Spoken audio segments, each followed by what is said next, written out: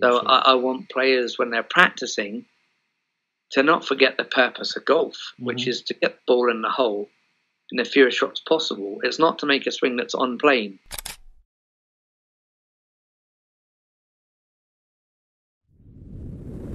Obviously, I'm something I'm super curious about, and you said that it's a consistent approach on and off the course that separates your best players from players that not quite make it, or the average golfers out there.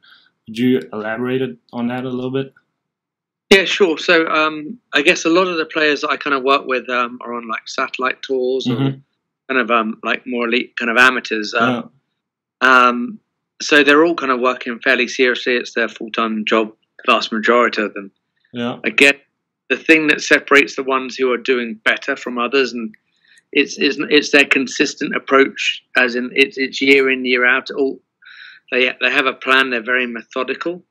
They tend to work at it consistently. I guess the big difference is I notice is they don't hit shots until they're ready to hit a shot. Also, they're not very reactive in terms of how they go about. They might lose their temper. They might not be able to sustain their performance all the time, but they rarely will hit a shot without having all the information in front of them. And when they're ready to hit that shot.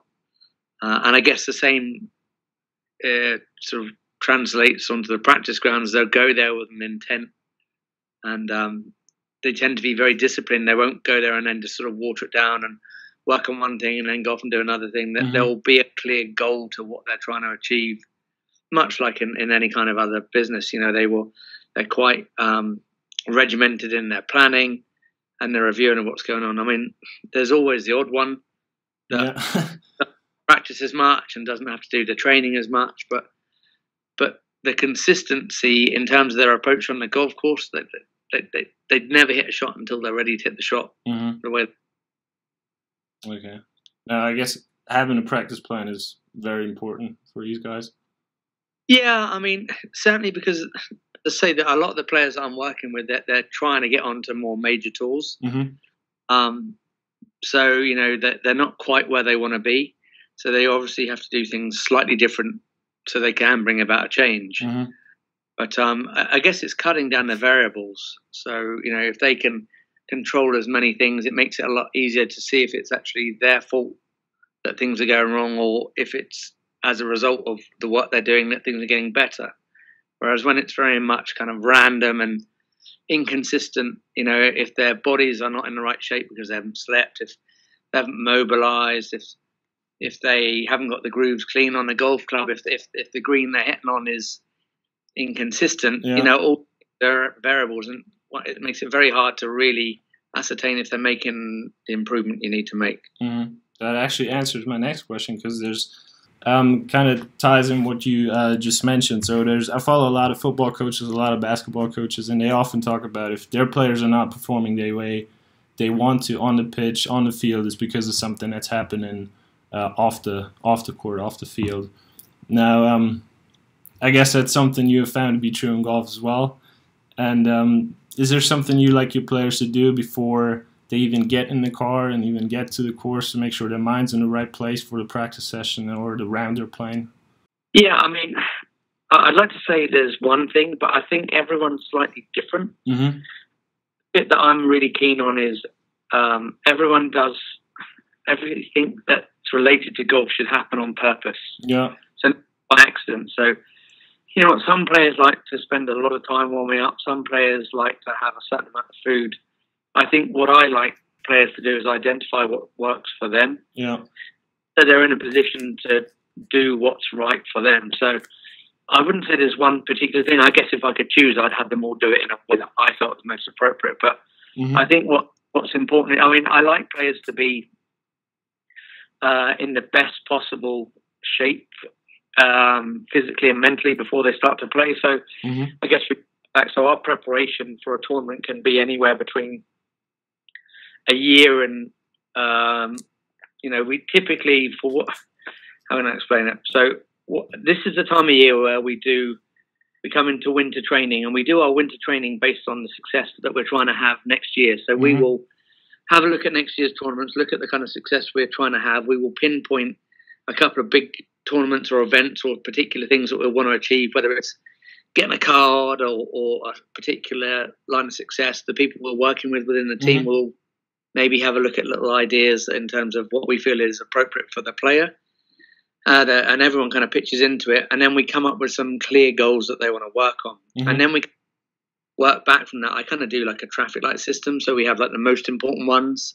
And then the amber ones are like maybe tournaments we might use to warm up and maybe are less important. And then maybe like red would be things that we can be a bit more flexible on. But they all kind of build up because I don't feel that my players can play great all year round.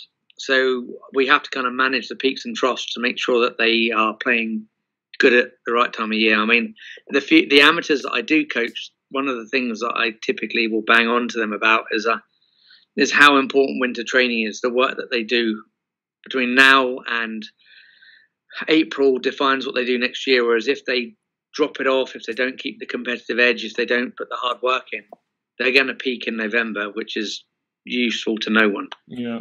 So, it's trying to find out what's right for the player in terms of what they want to achieve next year and then kind of working it back. And then we just micro kind of work it back. If we want to be in a certain place in a year, then we need to be in a certain place 6 months down the road. We need to be in a certain place a quarter of the month. Yeah. Then each month, then each week. And then we'll kind of get the plan together Sunday evening so that we know what the players have got to do that week. Now, their improvement isn't always linear, but if they know what they've kind of got to do, it makes it a little easier. So in terms of what they would do prior to going to the course, it's very much dependent on what they're looking to try and achieve. I know it's probably more vague than you're looking. The truth is everyone's very, very different, but I like the players to know what's working. I like players to be very obvious what they're practicing. Yeah. I like players to have a lot of clarity in terms of what they're looking to achieve. That's easier to ascertain if they've done what they wanted to do. Yeah, that makes sense. That makes sense. Yeah, that makes definitely. So that was. How do practice sessions look like now? Do they differ much from what you guys do during the season, during the summer? Is it more fitness related or? Yeah, I had a lot of chat about this. Yes and no is the useful answer for you. Winter training for me is a time where we will be a little bit more orientated around technique. But say that in competition season, we're not working on technique is not true. I'm still working on things and technical bits to keep players going around. I guess we have to kind of play with the hand we're dealt by the time we're in big competitions. And, there's a lot more playing going on. So players, I tend to not want to make such major changes in the middle of kind of season, and we kind of work with it a little bit more. Whereas in winter, I typically, I don't know, this is a bit stereotypical, but I like to work a lot more on the physicality, improving a lot more strength, physicality if it's needed, and then some bigger changes where players can forego maybe a month or two of competitive play and have some maybe less important scores, because it's not the end of the world if they happen to post some big numbers. So I'll typically work much more on physicality and their body conditioning and larger changes that support that. And as we lead into summer, I will work a bit more on mindset and tactics. But in competition, I'm still, when I'm there with them, even on the day of like Q school, I'll be working on technical things if they're not doing what they need to do. But I tend to load it heavily more in winter. That was the impression that I got. I watched one of the videos I watched of you was on Gwen's Destination Tour Pro channel. Right. And you talked a lot about having a good routine, really having a clear objective for every shot, and really, feeling a certain shot, which is obviously not just useful for tour players, but for all sorts of amateurs. Yeah, very much. Well, I mean, Glenn is a good example because he is I know he's just turned professional, but he's aspiring to play a lot better. And you know what? Unless you're blessed with some incredible traits and that you bomb it and you've got a wonderful short game and you've got conditioning, you kind of have to make sure that you're working as hard as everyone else is, you know, and it doesn't get easier the older you get. Yeah. So you kind of need to know that what you're working on. This certainly applies to amateurs and certainly people who are working, maybe, that they doesn't mean they can't get better. They just have to be more on top of it so that when they are practicing, because they don't have the 10 hours a day on the practice range to mess around and not get it right. You know, they might only have a couple of hours each, you know, maybe during the week. So they've got to better make sure that when they're practicing, it's really going to actively change their game. I had this conversation with a player today. I'm like, well, you know, that I have 3 clubs that I want players to work with. Yeah. And if they're not working on that great triumvirate that I call, they're pretty much wasting their time. So I see far too many players wasting their time hitting iron shots. Okay. And I don't care how good their iron shot. If they don't putt well, if they don't drive well, and they're not great with a lofted club, they'll never score well. So if they flush their iron shot to 10 feet every single time, and still miss the putt, then they're never going to score well. And I see far too many players just hitting their mid irons, they're hitting their, you know, all these kind of irons that they're just, it's not practical. It doesn't influence their score. So even if they improve it, the overall outcome of their score is not being changed. Okay, so the 3 clubs are driver, putter, and sand wedge, lob wedge. Yeah, giving away all my secrets here, right? So so the 3 clubs that, hey, I should charge you some money. So the 3 clubs that I want my players must use as every practice session, or that should make up the majority of every practice session, is putter, and then driver, and then lob wedge. Okay. Yeah. And then if they get bored and they want to chuck in a bit of variety, they can. I don't mind them using an iron or, you know, or some other club to mix it up occasionally. But as I say, I don't care how good they are with their irons. If they can't hit, if they can't hold their putts, if they can't get it off the tee, and if they can't chip well, I don't care about their irons. It's a waste of time. Yeah, that makes sense. And in the same video, you talked about controlling trajectory, spin, and really knowing your distances with your wedges. Do you have a favorite system for doing this? One of the things that I think is very important for my players is doing something called matching. So when my players have a practice swing, I want them to have a clarity of trajectory, of land angle, of spin, of release. And then I want them to bring that back into how it feels, what they're looking to achieve to bring about that feel when they do that. So, and I want them to match that when they're actually hitting their golf shots. So that bit I think is very, very important. In terms of distances and wedges, the thing that blows me away is how many players, good players, really don't know how far they hit the ball. And that absolutely staggers me. Because ultimately, if they can't control, if they don't know how far they're hitting the ball, they're just playing guess, they're not playing golf. So, you know, are they cutting down the variables? They're certainly not. They're adding the variables. And I just don't think that's, you know, I don't see how they can compete if they haven't got a clue how far it goes. Yeah. In terms of judging wedge distance, or if we're talking less than full shots, which I think that's what we're talking about, rather than full swings, is that correct? Yeah. Yeah, mainly around the wedge. My pet peeve, the thing that drives me mad, especially when I watch this with other coaches, is when they talk about swing length. Now, I don't mind that, and I don't disagree with it, but I think what a lot of people are totally misunderstanding is that tempo has a dramatic effect on distance and spin. So if you judge a wedge shot by how far you take the club back, that's fine if you're doing that in practice, but typically practice doesn't replicate the anxiety and stress and the change in tempo. So, you know, I can hit a ball with a half backswing anywhere between 5 yards and 75 yards. So I think one needs to understand tempo. I think there are a few more variables that people take into account. So increasing awareness of swing tempo is something that is probably more important than swing length, if that makes sense. Yeah, definitely makes sense. Yeah. But it is a little bit more complicated. But the truth is to try and simplify it is just it's just a blag and a lie on a golfer. And I think there are far too many golf coaches out there that are trying to simplify this game. Mm-hmm. And you know what? I'm not saying that there aren't simple elements, but I think it's a pretty tough game. And I see a lot of golf coaches and a lot of alleged psychologists trying to just simplify it and say it's all, you just got to get out your own way and do it. But to do anything takes a lot of time, and anything with a large amount of variables, surely I don't think can be simplified. Yeah, true. But that's my moan, anyhow. Yeah. Now, obviously, your guys and girls, I guess, practice a lot. Obviously, there's nothing without patience and putting in the effort. Have you, though, found that there's a point of diminishing returns at some point if maybe a player puts in too much work and neglects recovery a little bit, especially?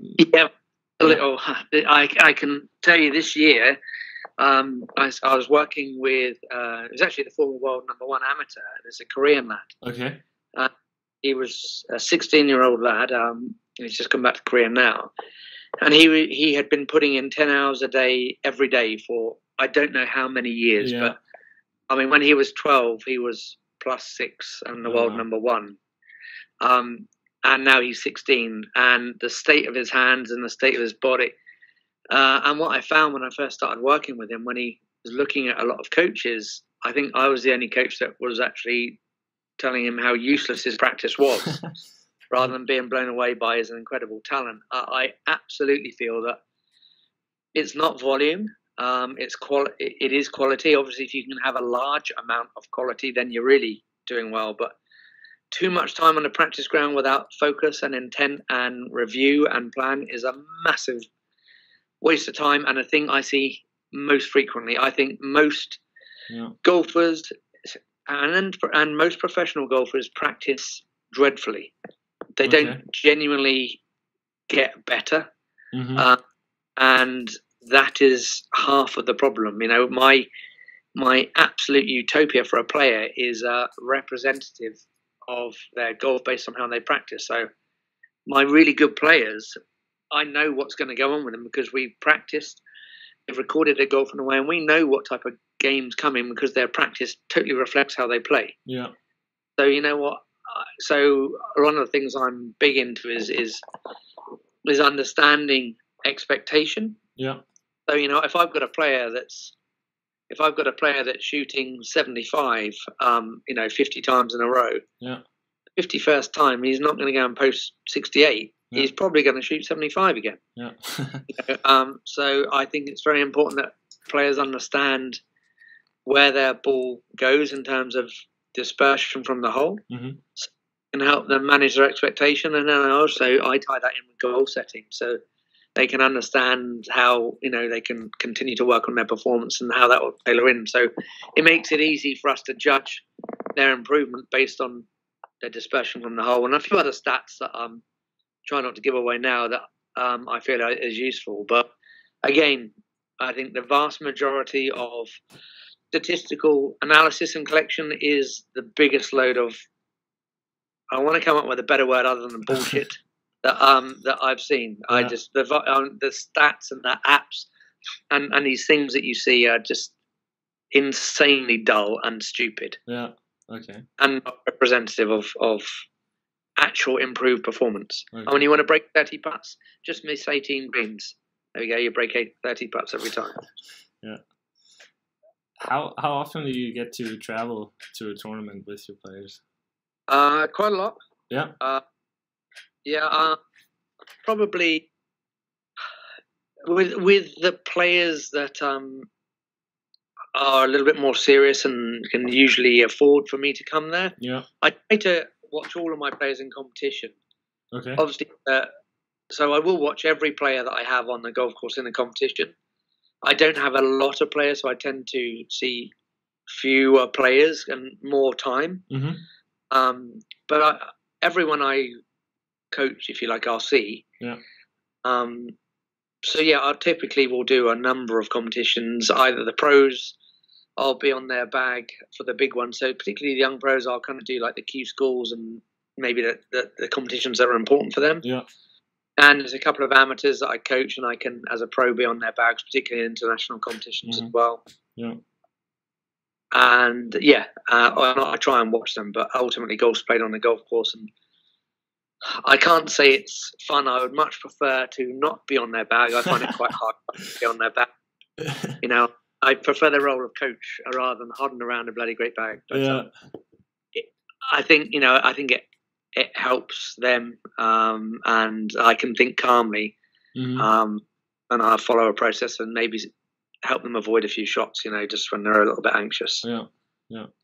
And then every player that I coach, I will be on their back at some point, typically. Okay, and then you structure the following practice sessions around what you've seen on the course. Yeah, if I go away to a tournament, most tournaments are like 3 days, and there'll be a practice round before, so you're kind of going away for like a week anyhow. Yeah.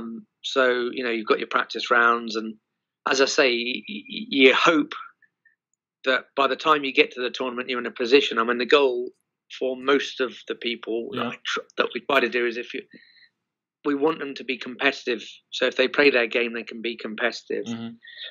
Less point in me being involved in players or being on their bag if they're hidden. You know, if they're not really in a place to compete, I'd prefer them not to be competing. Or you know, so it's less important for me to be there. But yeah, I mean, I always have a plan in terms of what I want to achieve with the player and what I want them to do. I will explain that, and obviously now's the time of year where I'm sitting down with the players, or we're going through, this is what we want to work on, and we'll kind of work back. I like players to monitor their practice through collection and review and planning. Not them want to do that. The players that tend to have more success do, but equally, I've had, say some very talented players that don't record their stats. Okay. Sadly, there we go. Yeah. But as I say, everyone's sort of different. But ultimately, I have to put aside what I want for.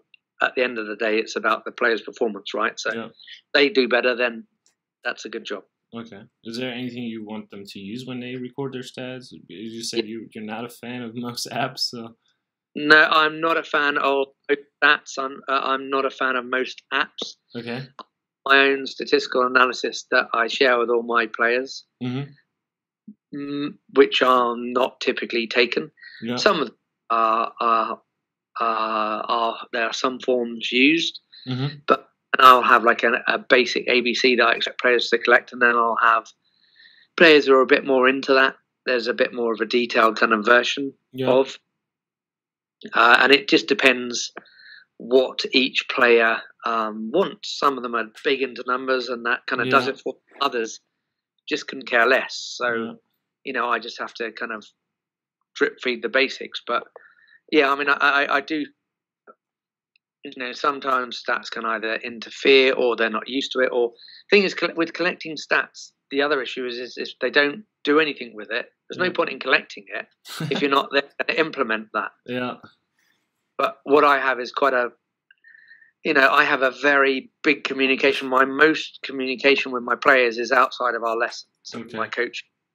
So I have like a WhatsApp kind of thing where players send me their videos every day and feedback and their stats and their plans, and so I know what's going on. So that's, I guess, one of the reasons why I think I have a lot of success is the fact that I am basically being a bit of a control freak and a busybody, and I know that they're practicing the right thing and ensuring that they're doing the right bit. I don't need them to go away, work their ass off for a week or two, and then come back and they've done the wrong bits. So, the players know what type of video I want from them, and they know how I want them to do that and collect it. So it's very rare that I don't speak to most of my players, at least on worst case on a weekly basis. But usually it's a lot more than that. Gotcha.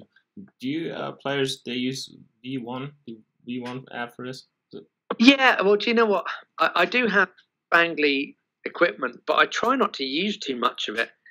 At the risk of being contentious, I feel that there are an awful lot of golf pros that go and buy themselves a TrackMan, and that all of a sudden makes them a performance golf coach. I don't also like players to be too caught up in too many numbers and too technical, too video-y, too trackman-y. You know, I see them hitting a shot and I'm like, you know, I see him flushing and then they'll look at it and they'll be like, oh yeah, that was good. Yeah. And I'm like, well, that's cool, but how is that going to help you in competition? You know, I don't really think you need to look at a screen. Maybe it's a bit of an old school thing, and I don't like to think I'm an old bugger, but as a coach, I can tell if a player's hit it out the bottom, out the heel, out the toe, out the top. I can see and hear the spin rate on what's going on there. And so for me, it's a bit of a confirmation if I need it. I get out occasionally. I will have all my players record their numbers a couple of times in the year, and obviously when they're being fitted. So for all of my players who go and get fitted, I'm always there at the fitting session. So I work very closely when that happens, but I don't like to be too. So some of them will have most of them will have V1, but usually they just take their video on their iPhone, either on a tripod or they rest it somewhere. They send it to me. I'll V1 it and I screenshot it and I then send it back. And I just do a simple traffic light system of green, amber, and red in terms of good, working towards, and wrong. And then we work it that way. To be honest with you, I just don't like players to get too complicated. But I do feel that a lot of what I do is a bit of a player education. So I think they need to understand fundamental ball flight laws. So that's certainly the thing that I do with every single player. Sadly, not every golf coach understands the fundamental ball flight laws. So I think that hasn't helped. And an awful lot of the players that come to me that you haven't really heard of me, not many people know of me. They come from some very fancy coaches. And sadly, fancy coaches with high price tags don't necessarily mean improvement. So I like the players to understand the basics so that they are reviewing accurately so they can improve. But in terms of vast analysis and in-depth stuff, I have some specific lines that I put players on that they will then review it. But that's about as complicated as it gets. And I like to withhold a lot of more in-depth sort of stuff unless the player really gets a big kick out of it. But I have a couple of players that have their own TrackMan, but we don't use it too frequently. Okay, gotcha. Yeah, I've certainly done that where I hit a shot and then looked at the numbers to see if it was good or not. I was, you see the players who put the line on the ball. You know, and there are a few players that can line it up. Most people can't line it up, but they're hitting shots and they're just living for the line rolling end over end. And you know, and if that works for them, cool. But you know, and video analysis and my goal for my players is to build them away from me, not relying on me. In the short term, sure, but what use is it for them if they're in a competition and they're hitting it like shit? If they can't fix it, then they haven't got a TrackMan. Then they haven't got a coach. Then so if we don't give them the tools to fix it and an understanding, then they're just screwed, right? Obviously, we always talk about we don't want to swing that looks pretty or it looks right. We want it to work and we want to trust it. I completely agree. I mean, when I tend to interview all my players before I coach them, and I'm like the thing I consistently say is I don't want to be standing here in a year's time saying, look how nice this looks. Similarly, if we have not improved your score, then it hasn't worked. That's my job. I only care about winning. Okay, so that's my goal, winning. And if they want something else, then they need to go and see someone else. Makes sense. Do you have a favorite drill the favorite drill that simulates pressure on a course? On the range, you mean? Yeah, that simulates the tournament pressure on the range or on the short game area. Yeah, I mean, I've got a lot. The difficulty, as you said, is simulating tournament pressure. So if players can just play golf rather than golf with their mates, golf in a competition, golf in a medal, golf, you know. So I try to get them as close as I can to just practicing golf in one way anyhow. I will consistently talk about one ball, last ball practice. Okay. You won't see any of my players taking 3 balls onto the putting green. Like, you know, that's just not something that yeah. I do. I try to have everything consequential, so every practice session should have in an ideal world, a testing, an intervention, and then a retesting to check that we've improved it. Mm-hmm. I let them do it once. I always tend to do that straight off the bat. Yeah. You get a warm up. In terms of simulating pressure, I do a lot of. What I try to encourage within the small group of players I have is an environment of competitiveness. Okay. So I set up WhatsApp groups where my players will practice together. Mm-hmm. They're often at the range, so they're always playing against one another, and they will be doing bits, if you like, against one another as free as they can. Yeah. I can't say that I discourage them from occasionally betting. Occasionally, anything that has a consequence. It means something. It doesn't have to be hundreds and hundreds of pounds, but something that means something makes a difference. Yeah.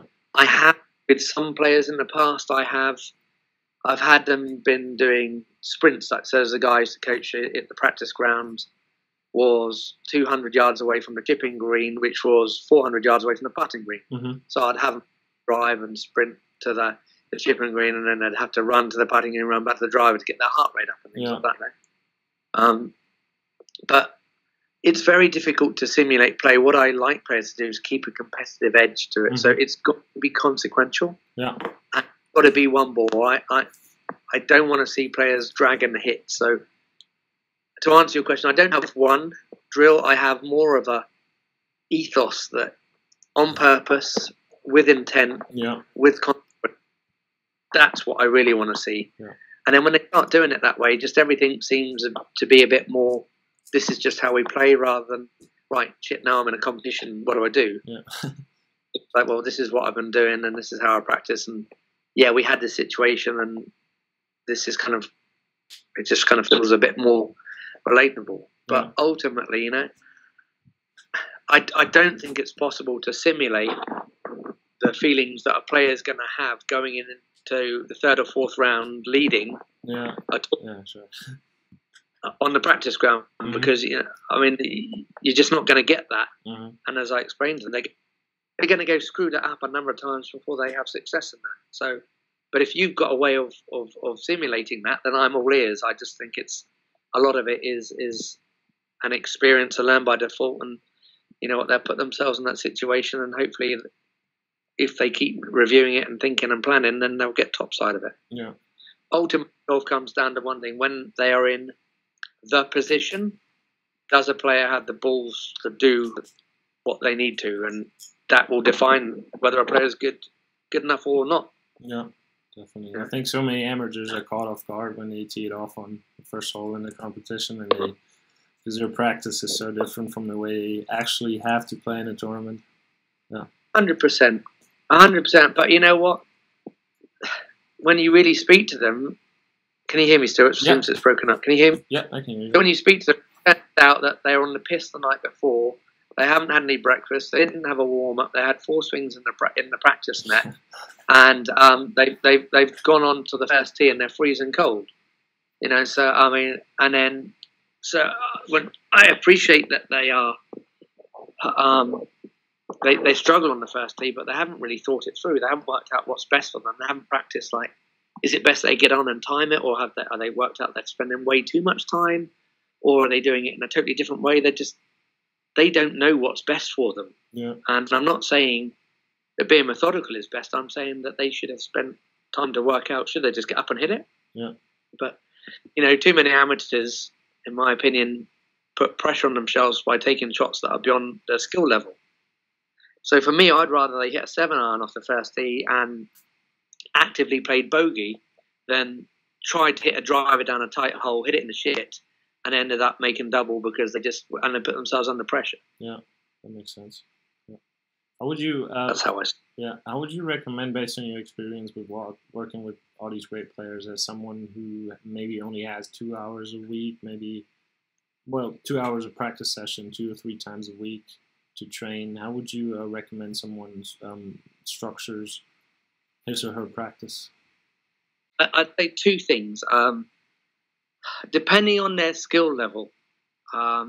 So it depends. So, for example, if you've got a 18 handicap, if you've got a 9 handicap, they don't need to be particularly good with a lofted club. Yeah. If you have aspirations of being a tour player, you need to be awesome with your lofted club, with your 58 or your 60 or whatever it is.